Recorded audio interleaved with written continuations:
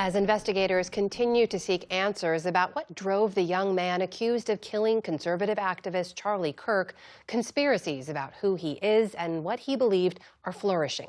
William Brangham takes a closer look at what we know about the suspect's life online. One focal point for investigators are the inscriptions carved onto the bullet casings that were believed to be owned by the alleged shooter. They contain a number of seemingly sarcastic, irreverent phrases that are common in gaming and online communities. Phrases like Bella Ciao and Hey Fascist Catch, and a series of arrows, up, right, and several pointing down. So to help us decipher what those inscriptions might mean, we turn to Ryan Broderick. He's the author of the newsletter called Garbage Day and host of the podcast Panic World. Ryan Broderick, thank you so much for being here. We heard earlier today the latest on the investigation into this alleged shooter, but I want to ask you about those bullet casings. They clearly imply that the suspect lived a very, very online, internet-focused life, heavily steeped in gaming and these subcultures. From your expertise, what can we glean by what was written on those bullet casings? Well, the bullet that struck and killed Charlie Kirk allegedly had a phrase of a very common meme written on it. It is part of a subculture called furries. They are people who dress up in animal costumes, and this screenshot has been traveling around the internet forever. It doesn't mean that Robinson is a member of that subculture, but he is of an age where he would have grown up online seeing it everywhere. It's a bit of what they would call cringe humor. The other bullets recovered by law enforcement include a reference to the satirically fascist video game Helldivers 2. You basically play as fascists in space. And the message, Hey Fascist Catch, with the arrows written on it, references the most powerful bomb attack in the game. So the idea is you play those buttons, you throw the bomb, it's a massive explosion. The other bullet referenced by law enforcement is the Italian folk song Bella Ciao. It is common among anti-fascist and leftist communities, but it's also a popular fixture in pop culture. It was used in Netflix's show Money Heist. It's referenced in the video game Far Cry 6. And then the last one, which reads You're gay, LMAO, is what you would just call boilerplate troll behavior. It's meant to embarrass any sort of law enforcement investigator looking at the bullets. You know, how dare you try to find meaning in what I've written on these bullets, which is something that we've seen with a lot of other young Gen Z extremists over the last year or two.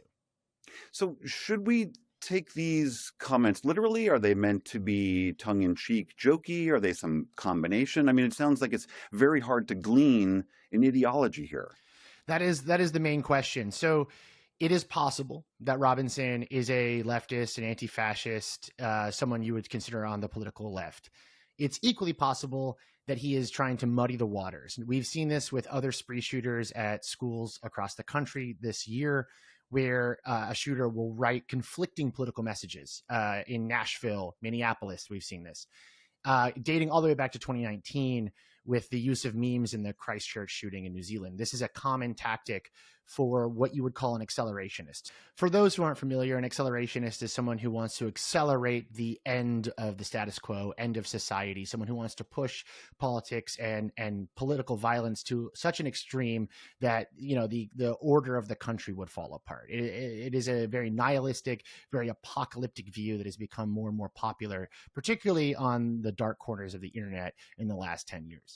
So when Utah's Republican governor, Spencer Cox, says that this is evidence of leftist ideology, you seem to believe that's not nearly as clear-cut with what we know now. I don't think so, but we have seen these tactics used on the far right more commonly. They know the playbook after an incident like this. So with law enforcement digging through manifestos, looking for evidence of a larger ideology, this is a pattern we see after every incident like this, and young extremists know this.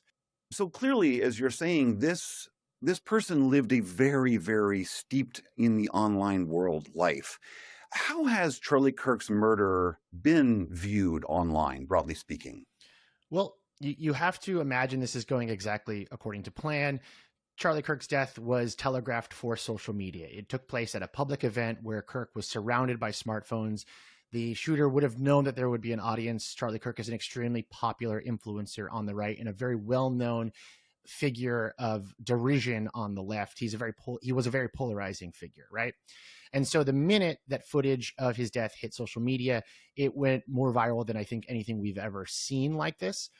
And now the wild goose chase that internet users are going on to figure out why Robinson allegedly carried out the attack fits perfectly in with previous shootings like this. If you wanted to cause as much chaos online, this is exactly how you would do it.